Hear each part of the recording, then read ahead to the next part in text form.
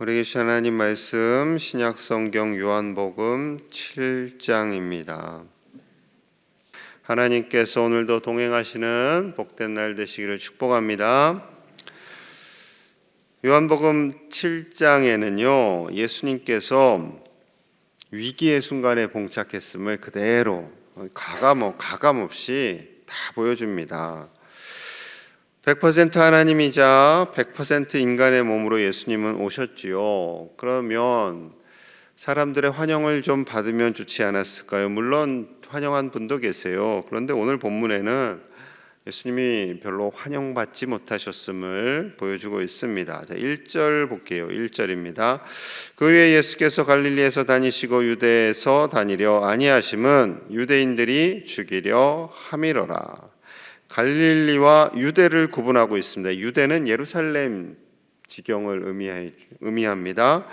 예루살렘에 다니려 하지 아니하심은 유대인들이 죽이려고 하였기 때문이다 라고 말씀하세요. 그래서 갈릴리, 나사렛 주변, 갈릴리 호숫가 주변에서 주로 사역을 하십니다.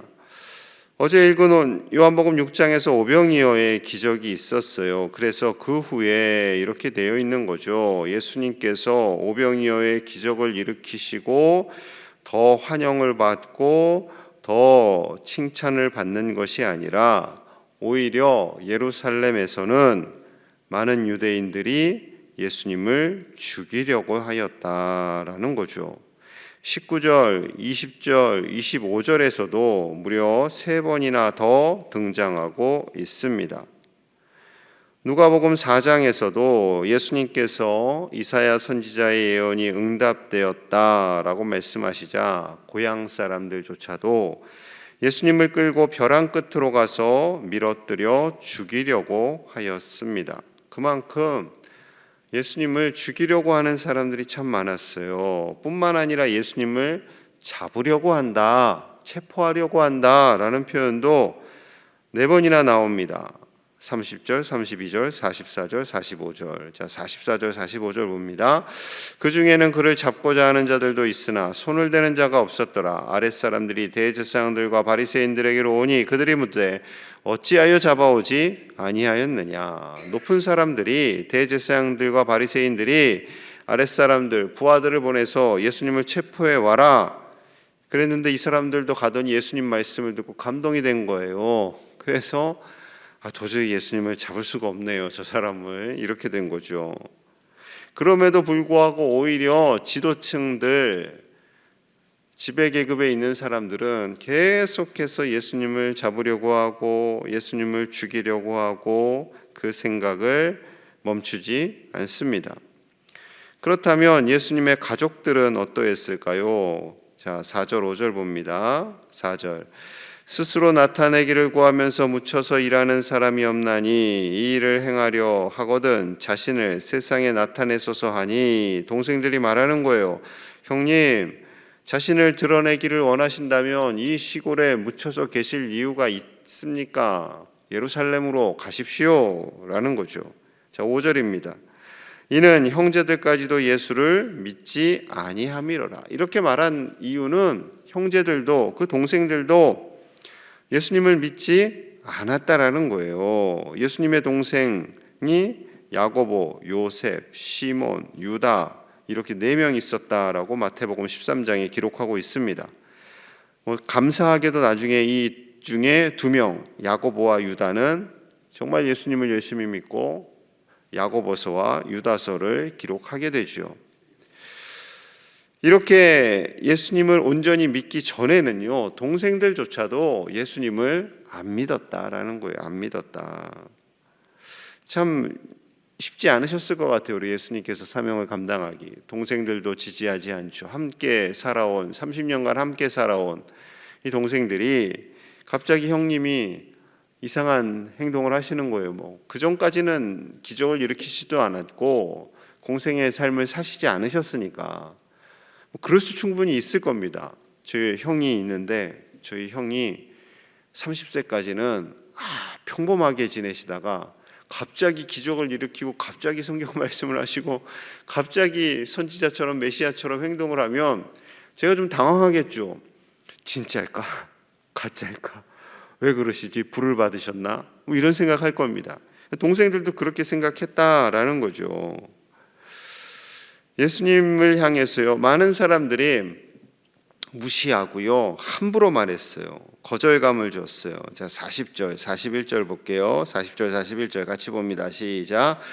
이 말씀을 들은 무리 중에서 어떤 사람은 이 사람이 참으로 그를 선지자라 하며, 어떤 사람은 그리스도라 하며, 어떤 이들은 그리스도가 어찌 갈릴리에서 나오겠느냐. 어떤 사람은 선지자 맞아.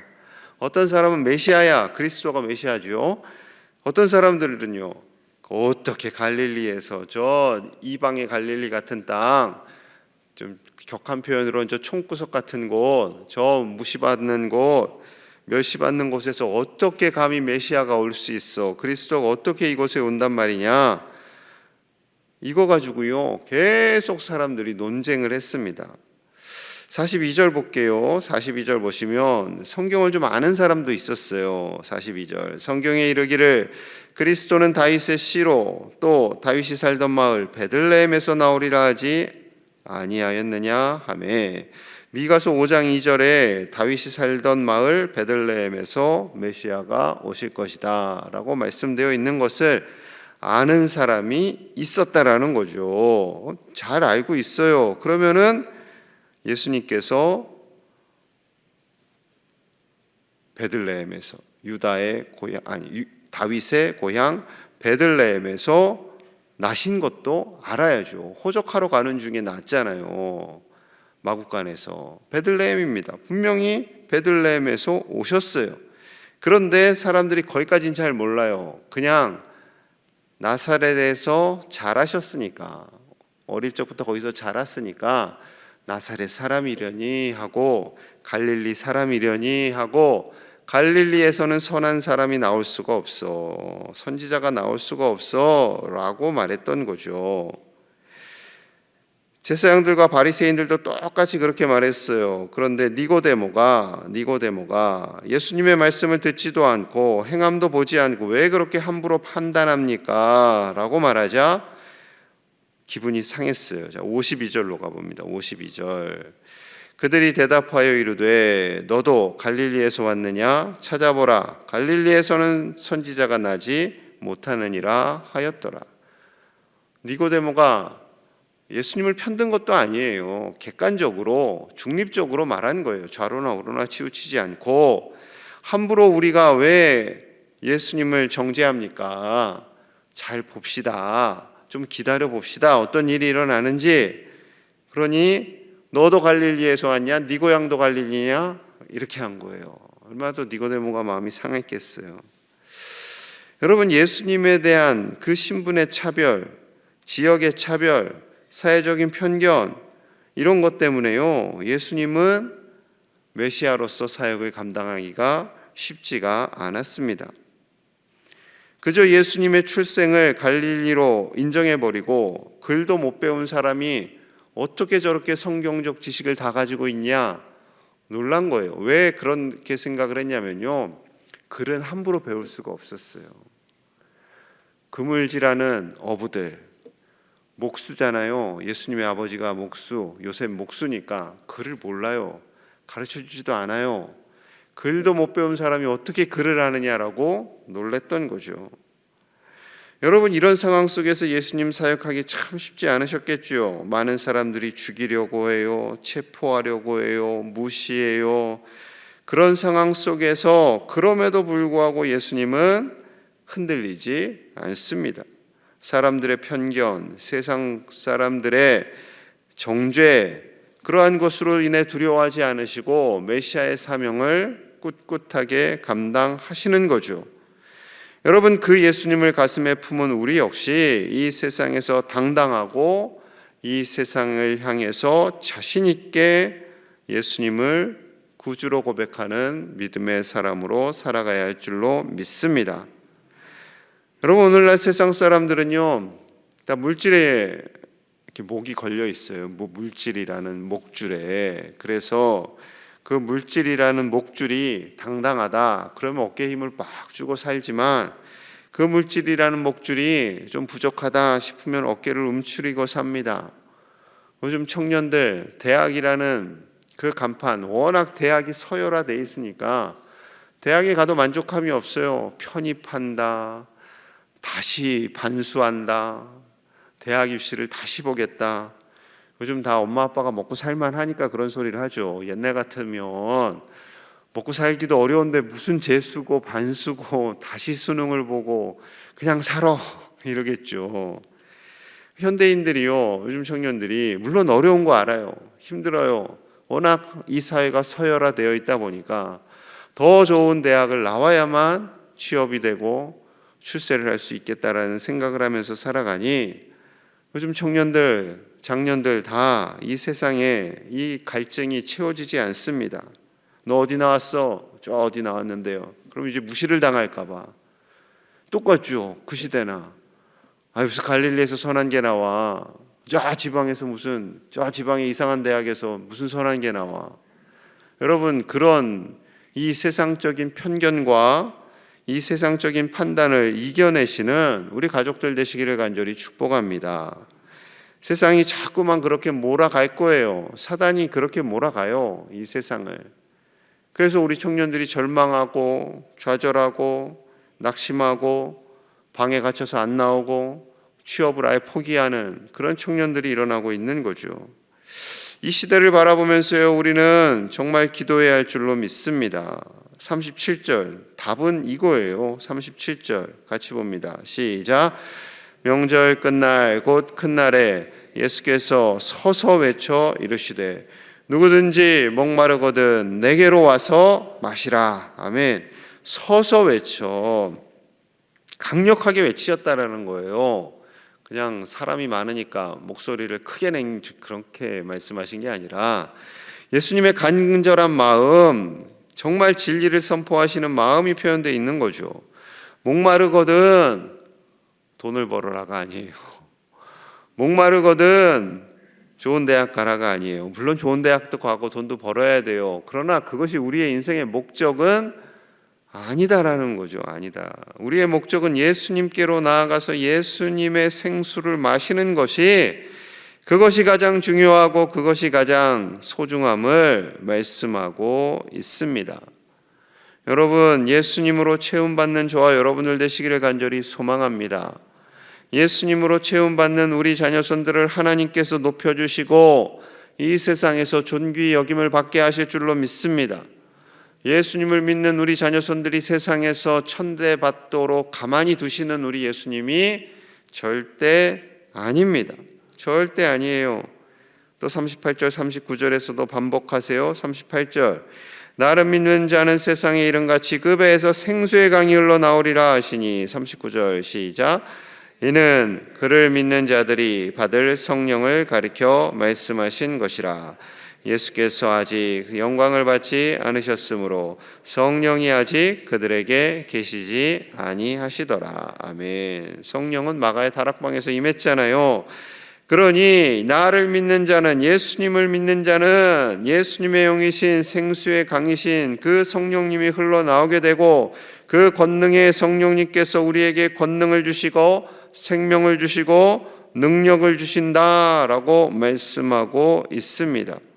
살리는 영이신 성령님이 우리 안에 거할 때 우리 안에 생명이 일어나고 이 세상에서도 당당하게 살아가게 될 줄 믿습니다.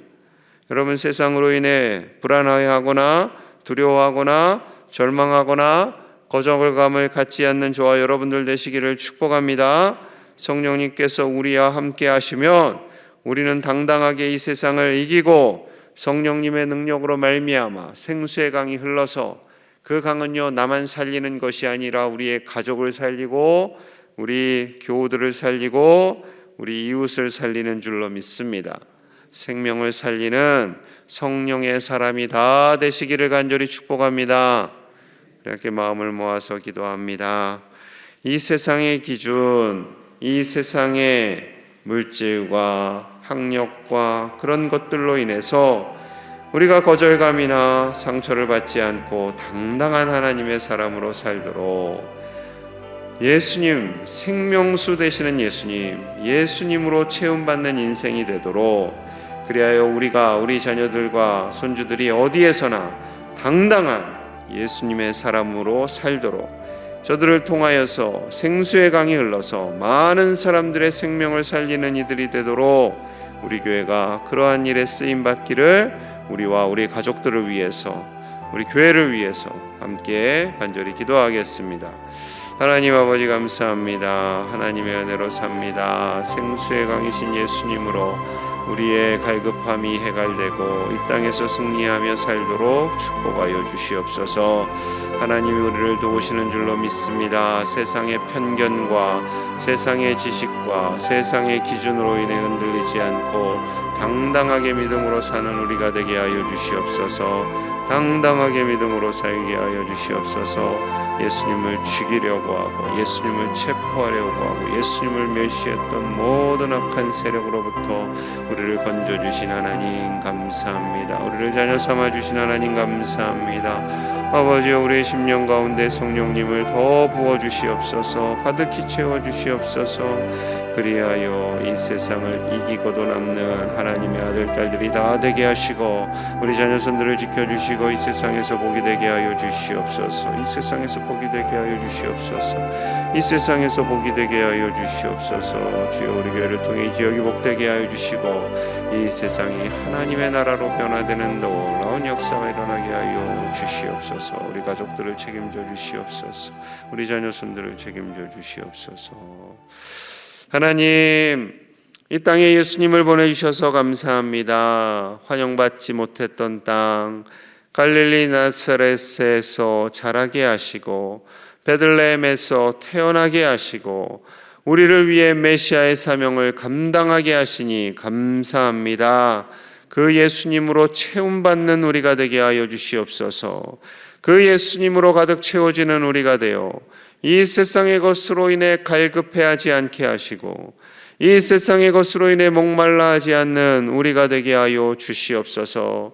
이 세상의 것은 하나님이 채워주실 줄로 믿습니다. 우리가 예수님으로 채움받으며 살아갈 때 하나님께서 높여주시고 존귀 여김을 받게 하실 줄로 믿습니다. 아버지, 우리 자녀손들이 이 순서를 지켜나가게 하여 주시옵소서. 세상의 것을 채우기 위해서 목말라하며 이리저리 방황하지 않게 하여 주시고 예수님으로 인해 채움받고 예수님께서 높여주시는 인생을 살도록 복의 복을 더하여 주시옵소서. 하나님께서 우리와 함께 하심을 믿습니다. 우리 자녀손들을 채워주시고 이 지역에 예수님의 영으로 채우셔서 아버지여, 많은 이들이 구원을 받고 하나님의 나라가 임하게 하여 주시옵소서. 지진과 전쟁과 기근과 수많은 자연재해로 고통받는 온 세계 인류를 불쌍히 여겨주시고 하나님께서 지으신 이 지구가, 온 우주가 다시 회복되는 역사가 일어나도록 아버지여 도와주시옵소서. 오늘 하루도 하나님으로 인해 행복해하며 즐거워하는 복된 날 되기를 간절히 소망하며 예수님 이름 받들어 축복하며 기도하옵나이다. 아멘.